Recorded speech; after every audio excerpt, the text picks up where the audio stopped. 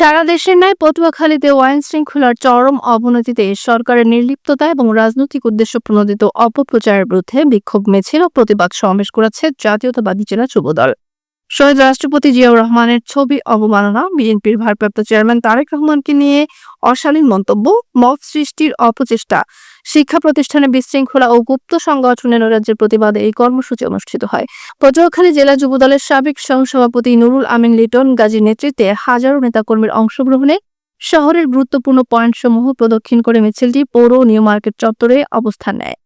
সমাবেশে লিটন গাজী বলেন, গণতন্ত্র, আগামী জাতীয় নির্বাচন ও বিএনপির বিরুদ্ধে গভীর ষড়যন্ত্র চলছে। এই মুহূর্তে আমাদের দল সতর্ক অবস্থানে রয়েছে। তিনি নেতাকর্মীদের ধৈর্য, সচেতনতা ও সংগঠনের নির্দেশনা অনুযায়ী পরিস্থিতি মোকাবিলার আহ্বান জানান। বিক্ষোভ মিছিলটি অনুষ্ঠিত হয় 15 জুলাই মঙ্গলবার।